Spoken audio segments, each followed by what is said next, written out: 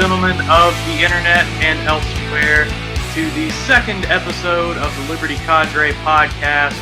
Lots going on in the world, and you're going to hear all of our opinions about it, whether you want to or not, but we guess you probably do want to if you're watching this. I am your host, the Liberty Ambassador, Matthew Cobb, joined by the hashtag Slay Queen editor of the Liberty Cadre, Nzinga Johnson. Nzinga, how are you doing this fine evening? I just want to apologize to the audience. I am a little under the weather, so if you see me jerk, it's just a sneeze. Don't be alarmed.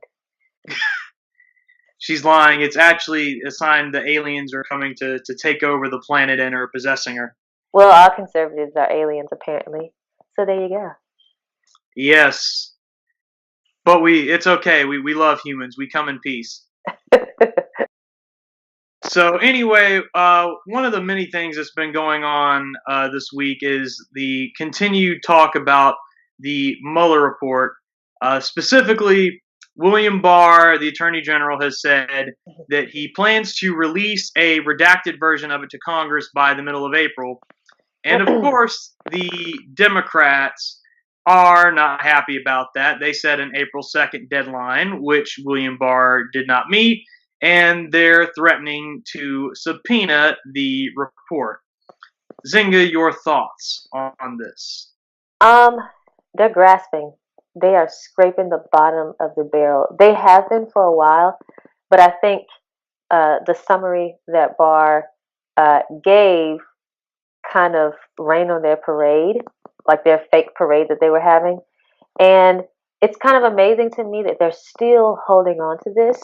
I was watching Ann Coulter debate some liberal lady I'd never heard of who'd been in the game just as long as Ann Coulter has. And she was saying, well, there's all of these indictments against people that are around Trump. And it's like, well, none of them had anything to do with Russian collusion. And so it's weird to see people as old as Nancy Pelosi still kind of living in a fairy tale land. But, I mean, we're watching it right before our eyes. So I think they're grasping, and they're trying to get anything they can. And that shows us as conservatives, or if you vote Republicans, that 2020 may look really good for us if they're that afraid of Trump. Yeah, I mean, well, he's defied the odds every time so far, so I can't blame him for being afraid. Right. Now, the Daily Wire reports, per a New York Times article, that sources, of course, unnamed sources from the Justice Department are claiming, or sorry, not the Justice Department, but from Mueller's team, are claiming that the report might be more damaging to Trump than Barr is letting on. And of course, they don't specify how. Right. But I think it's funny that the Democrats are so desperately clawing it. And here's the thing: on one hand, I think it's a legitimate oversight of Congress to want to see the full report. I think that's fair. But you know, it's hard to not doubt their intentions, because I figure no matter what's in that report, they're going to find something. Probably not anything that will actually have any real legal consequences for Trump, but just something to annoy him or to try to put in the court of public opinion, some business dealing or something. Maybe. Or absolutely nothing. I mean, I don't really think they're going to find anything. They had all of those indictments already, none of which had anything to do with Russian collusion. And I think really what's happening are the Democrats are still holding on. So I have a friend who's very much a Trump hater, and he said, Barr is Trump's guy. I really want to see the report myself, and once I see that, then I'll kind of make my decision. And I said, well, how? And this is before Barr said anything about releasing it. And I said, well, how long are you going to wait? It's been 2 years. He goes, oh, not much longer. I'm like, interesting. Like, I never think about Russian collusion before it come to find out that Trump didn't do anything. I never ever think about it. And the thing is the left makes fun of the right for being kind of religious and honoring God and having faith in something we can't see. And lo and behold, here they are believing in something that there's no proof of, there's no evidence, and nothing has been found to show that Trump has colluded with Russia. So it's just interesting how the shoe's on the other foot, kind of, sort of, in a way, right now. But I think once that report comes out, and I think it's going to be redacted, right? That's what they were. That's what Barr was saying. Right. I don't think much is going to be found. It's been too long of an investigation. So much money has been spent looking into this thing, and we have the best and the brightest in our in law enforcement working on it. I don't think anything's going to come of it. Yeah, and I can already kind of see the Democrats' next complaint be like, "Oh, the report's redacted. What did they take out?" You know. Right. So it's one of those things. We'll see what happens, but I predict that it'll be nothing. Like, even when it came out that Trump was kind of exonerated in a way, I wasn't very surprised. The only thing that was great about that day was the memes that came about from Mueller, which we actually used one of those memes on as the cover letter or the cover picture for your article. Shameless plug on LibertyCadre.com. Yes, it was quite a great article and quite a great picture, if I do say so myself. Yeah, by a pretty darn good writer. Weird. Yeah. I wonder who that guy was who wrote that article. Genius somewhere. But yeah, so I don't think they're going to come up with much either. And I thought it was funny when they first, when all the kind of news outlets were reporting that basically Barr had announced that there was basically nothing, that there was no collusion, that they made sure to point out, oh, well, look at all of these other legal proceedings that are ongoing against Trump and his administration in other parts of the country, so that you can tell they are desperate to nail this man on something. Yeah, they are. And the fact that it didn't work with the Stormy Daniels thing that goes to show you that, I told my friend, people act like folks who voted for Trump, like we don't know that he's flawed and that he's probably got some skeletons in the closet. So you bring out something like Stormy Daniels, and I'm like, yeah, that's pretty bad, but we kind of knew he was like that going into it. So what's your point here? So they can bring up whatever they want. There won't be much that'll surprise actual Trump voting people. So yeah, and I mean, I think to an extent, I do think there are some Trump supporters that think the man walks on water, but I would agree that I think most people who voted for Trump, we kind of knew, like, hey, look, he's not Hillary Clinton. That's why he gets the vote, Yeah, exactly. But so, speaking of the Stormy Daniels thing, like Michael Avenatti apparently is in some legal hot water of his own. Did you hear about that? I did. I laughed. I'm not gonna lie. It's kind of mean, but I thought it was hilarious. I mean, to me, it's just fitting. Like, the guy who was trying to act like he was some, like, moral crusader, is now he's facing his own legal charges, and you have Stormy Daniels, like, now a real public figure somehow, issuing, like, public, like, statements on stuff. I'm like, you can't even satirize things anymore because real life is just so crazy. Yeah. I like the way you said that. It's perfect. And speaking of things that are impossible to satire because they're so crazy, our good friend Jussie Smollett from Empire is still in the news. And woo boy, this story just keeps getting juicier. So the latest developments are he staged a hate crime, according to what the Chicago police found in their investigation. They were going to charge him. The city prosecutor was going to charge him with, I think, 16 counts of disorderly conduct, I think. And then all the charges mysteriously got dropped. And the Chicago police apparently didn't like that, so someone put in a Freedom of Information Act request, basically, because when they dropped the charges, the case record was sealed, basically requesting a copy of the police report. And normally, I don't know how familiar you are with this sort of thing, Nzinga, but I know that government agencies are not typically speedy to comply with Freedom of Information Act requests. And the Chicago police in this place had it out within, like, I think a few hours. Hmm.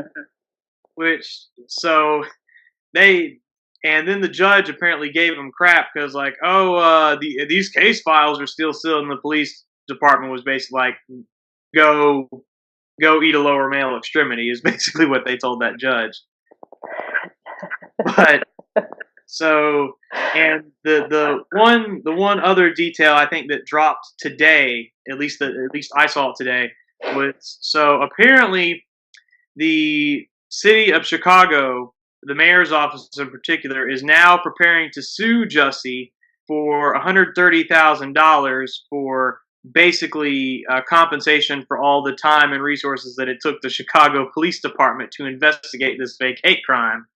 So there's a lot to unpack here. Nzinga, what do you think about all this mess? Let me tell you, Matthew, I have so much to say about all of this. So first of all, he staged a hate crime. Let's just say we can, if I was writing a news story, I would say allegedly, but he did it. There's so much evidence, and the viewers can go look at that. The slightly old news. The new news, or the new-ish news, is that it's kind of linked to Michelle Obama. So Michelle Obama's old chief of staff called up Kim Fox, who is she's the state lawyer. That sounds about right. I'm drawing a blank here, but she's a pretty heavy hitter in politics out in Illinois, and Kim Fox calls up Eddie Johnson, who's the chief of police or the superintendent, and she emails Obama's old chief of staff saying, "Hey, I spoke to Eddie Johnson. I'm waiting to hear back from him." And what happened is one of the Smolletts, one of his family members, talked to Kim Fox, and so Kim Fox recused herself from the whole thing, and let her kind of underlings deal with it, and that's how we are where we are now. And the whole thing about the case files kind of being, I'm drawing a blank. What's the word? The case files were sealed. She blamed it on the clerk. And sorry to interrupt you, Nzinga, but I'm referencing an article. She is the Cook County State's Attorney. Is Kim Fox's official title? Okay, she's a pretty high up there in the kind of the political ranks. And anyway, she blamed it on the clerk's office, which is how admirable. Yeah, buck stops here, doesn't it? Yeah. And so what's going on now is Kim Fox is taking a lot of heat because there was some foul play, clearly. I've heard people say that the chief of police and the mayor are kind of faking it because they're both kind of leftists. The mayor at some point at a press conference said it was all Trump's fault, that Jussie even did it in the first place. And then about the $130,000, well, Jussie Smollett's lawyer comes out and says, actually, he doesn't owe anything. You owe him an apology. So there's so much entitlement and lies and all kinds of crazy liberal logic going on that it's such a web. I don't know if it'll ever even get untangled. This is one thing that I don't know if we'll ever we'll get to the bottom of the whole situation, but it's so tangled up, and the Obamas maybe mix into it. So it's really an interesting story, but I don't know if we'll ever know the truth. Like, we know the truth that he did it, but I don't know if we'll ever know the truth of how he got away with it.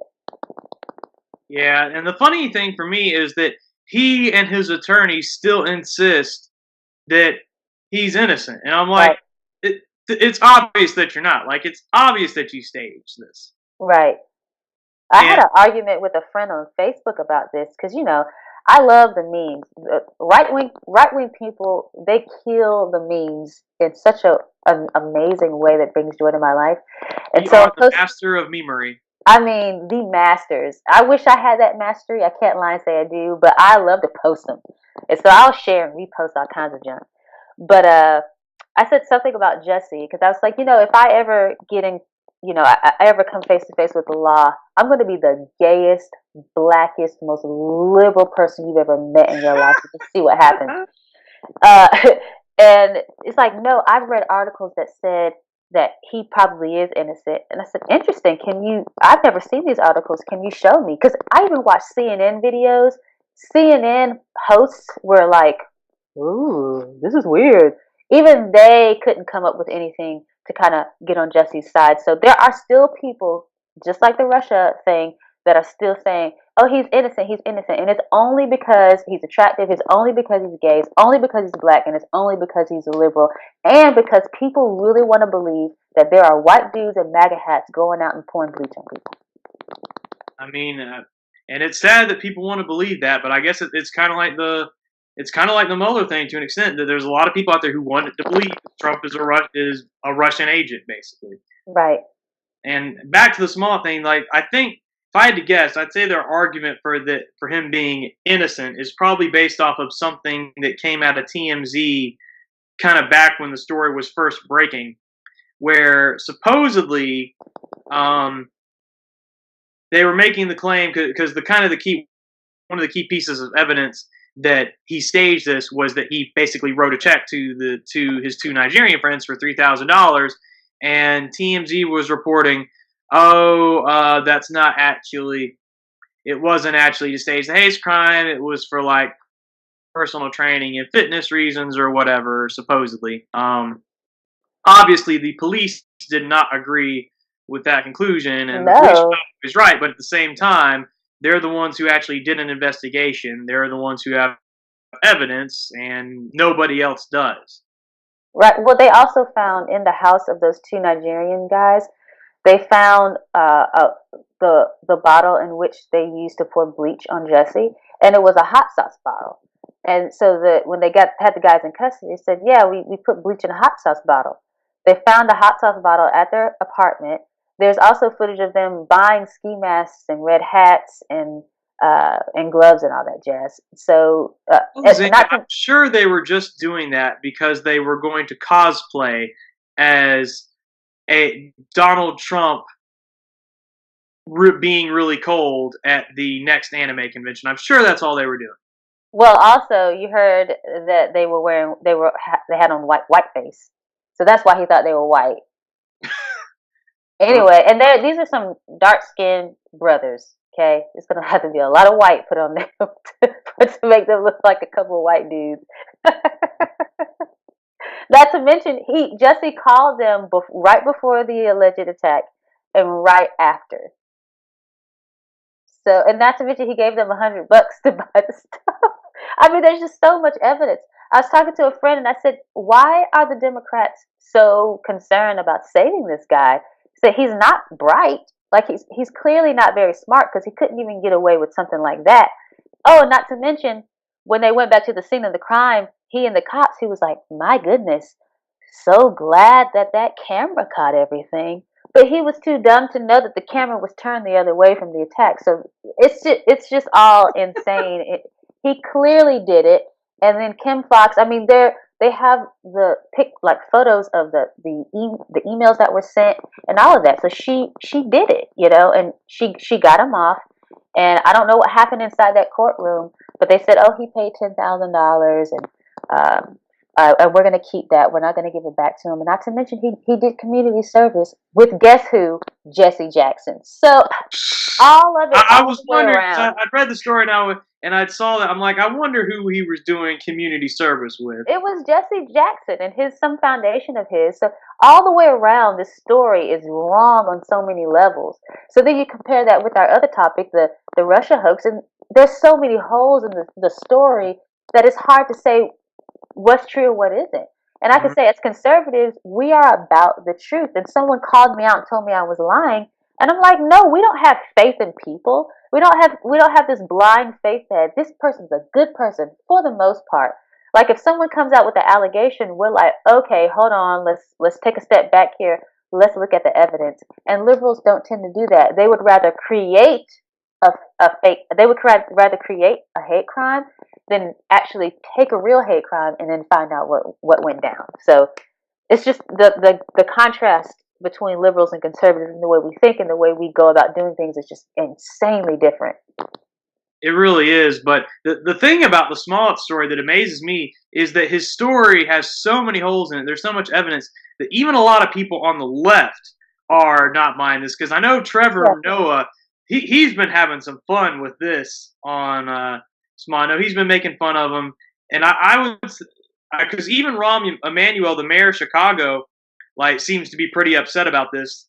But it's still you And the know chief it's of pretty bad police. when people from your own side are being like, yeah, this dude is guilty.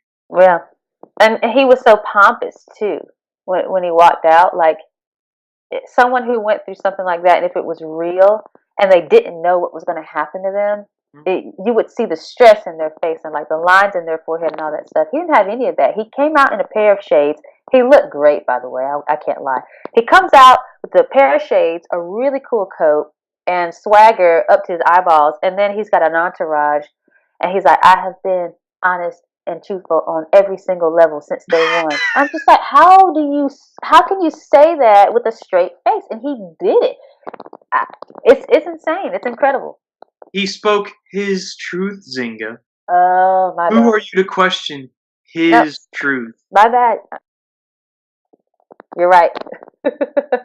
It's his truth, and I'm sure that just he was just giving that money to his Nigerian friends, and they were buying Trump hats and all that, so that they could cosplay as Trump supporters that were Right. robbing a bank.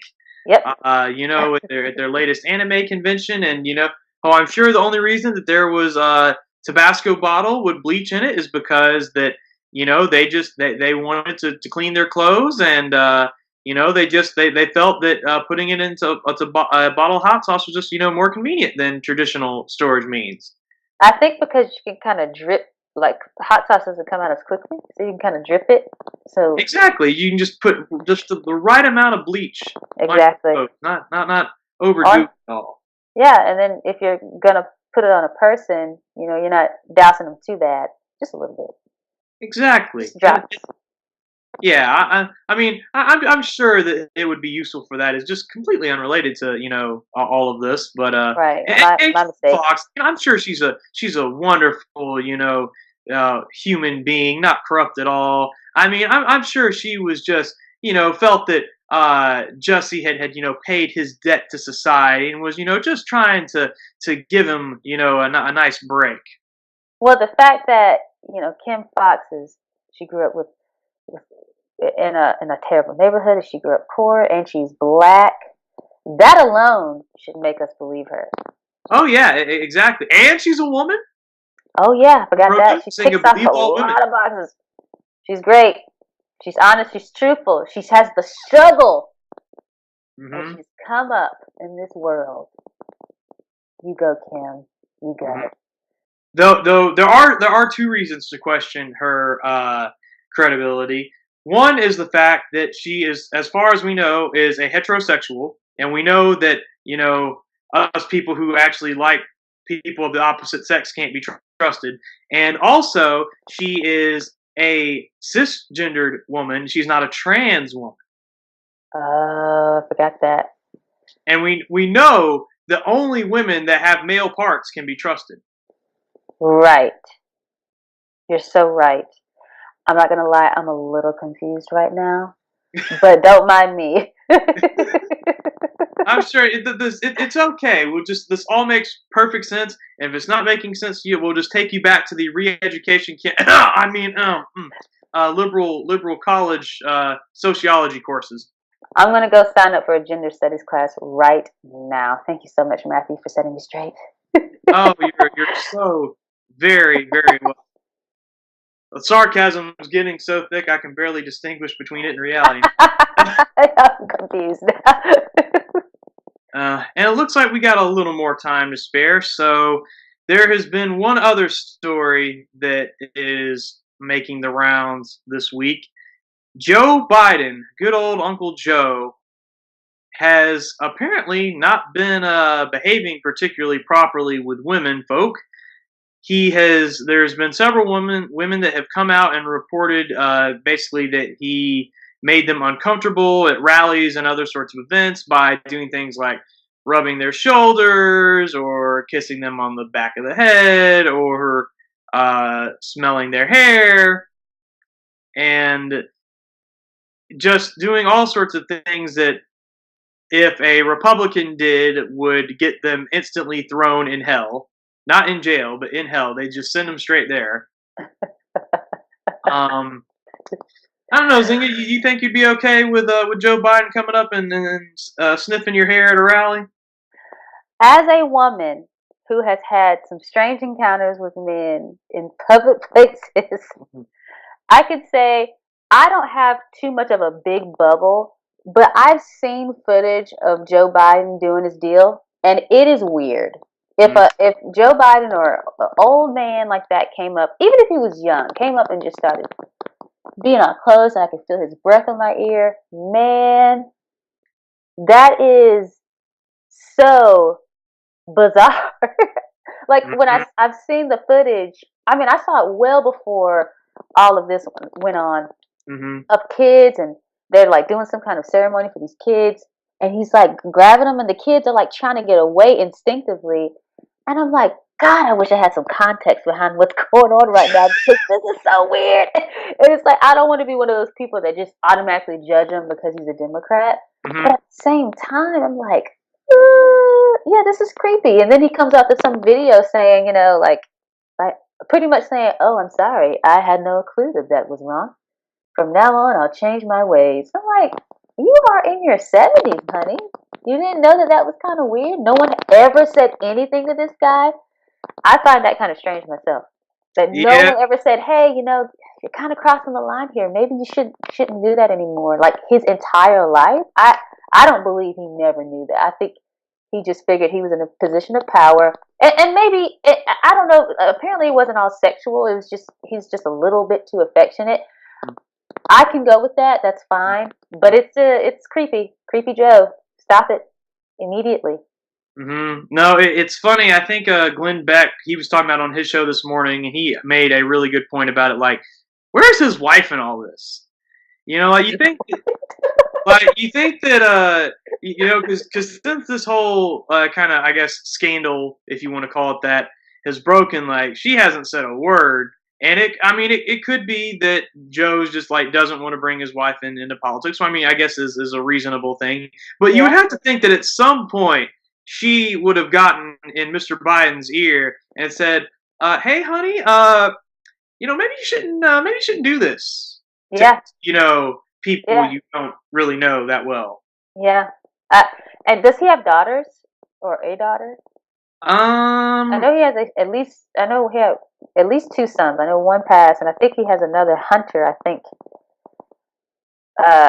But if he does, maybe he has nieces or at least something like that, like some kind of female, like a younger relative that could have said, Dad, you made my friend feel a little awkward, because I just can't believe that no one said anything to him in his entire life. That's kind of weird because I know people that are a little bit overly affectionate from me, and we tell them like, "Hey, you're crossing the line, honey," and they're like, "Oh, sorry." So I'm like, because apparently it wasn't always sexual. It was just like a creepy old grandfather kind of kissing you on the forehead and leaving like a wet mark. Yeah, well, according to the internet, he doesn't have any daughters, at least not that I can find. But yeah, it is interesting, and it's also interesting to kind of see the different reactions from Democrats because it's like you can tell they're all trying to appease the radical feminists while also not outright condemning Joe Biden because they're all like, I applaud these women for coming forward, and we should believe these women. But they're also like, I don't think this necessarily disqualifies him, that's up to Joe. Mm-hmm. He's like, do you believe Flores? Yes, I certainly believe all women.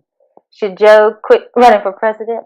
Now, that's going to be up to him. Like, every one of them answered that question like that. Mm-hmm. So, you're right. Just like it was up to Kavanaugh whether or not he would, still pursue his Supreme Court seat when, all that stuff broke. Yeah. Wow, how the goalpost shifts. Mm-hmm. And I guess to be fair, the things that Kavanaugh was accused of are, had they been true, significantly worse than the things that Biden is being accused of. But Yep. still, it does seem like there's a double standard with any sort of sexual romantic misconduct for Republicans or conservatives than toward Democrats. Yeah, I agree. It is what it is. Yeah. And we'll see if I do feel like this is going to pretty negatively impact whatever chances he has if he does get in the race. Because to me, looking at this race kind of from the outside, if I'm a kind of if I'm part of the Democrat base, Joe Biden does nothing for me. He's an old white guy, and he's not, he's socialism light. He's not as socialist as Bernie Sanders. He's not as he has one too many Y chromosomes than Kamala Harris. Mm-hmm. He's not as black as Cory Booker. I mean, he just all these key, very important Democratic qualifications to be president. He's just missing out on. Right. Yeah, they kind of consider him moderate, so I don't know how much of a chance he had. Apparently, he's kind of leading in some polls and stuff, but at the end of the day, I think it may end up being Kamala, or if it is Joe, then he's probably going to pick some transgender, black, gay, pregnant man, lesbian, transgender, alien, and Muslim also. They'll somehow they'll be all those things and be Muslim. And a Muslim who does yoga on the lawn of the White House while smoking weed. Yeah, and doing lines of cocaine. Yeah, and probably they'll have been a sex worker in their past too. Like that's. I feel like that probably checks every single intersectional box. No, I feel like we're missing some. I don't know. So minority, woman, but not actually a woman. Immigrant. Oh, yeah, that's right. Can't originally be from the United States. They got to be from they've got to be from Palestine. They got to be a member of Hamas. That's what they got to be. So it's a pregnant man who's now a woman, who's also black or brown, who's from Palestine, who wears a hijab, who smokes weed, does yoga, and eats avocados. Boom! Oh, well, they won't be able to eat avocados for very long because if that Reason articles be to believe, we're going to run out of avocados in 3 weeks if Trump shuts down the border. Well, that person will support the New Deal, the Green New Deal, but they will also import on a private jet avocados. Boom! Got it. Yes. What they will do is, like the heroic leftists that they are, they, along with a bunch of Antifa goons, wonderful heroes of Antifa, they will go across the border and they will heroically escape the border patrol and climb over the wall to hand deliver the avocados to underprivileged communities. While beating up ICE agents. Yes. And I think that's just absurd enough to end on. So thank you all so much for joining us on this wonderful adventure through the news and just how crazy the world is these days. If you'd like to hear more of what Nzinga and myself have got to say, please check out libertycadre.com. We have all sorts of wonderful opinion and news pieces going up on a regular basis. We also had a brief story about the Mueller Report that we talked about recently.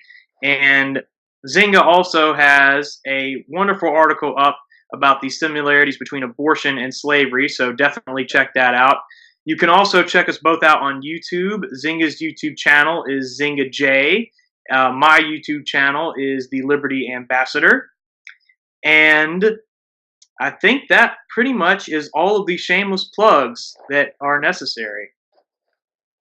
Oh, wait a minute. I forgot to make sure you follow us on Twitter at Liberty Cadre. You can follow Nzinga on Twitter at Nzinga1112. Is that right? I just recently changed it. Oh! Because there was too many numbers. It looked like code. It's Nzinga_J. At Nzinga_J. You can follow me on Twitter at the Liberty AMB, short for ambassador, because there weren't enough characters for me to put that in the username.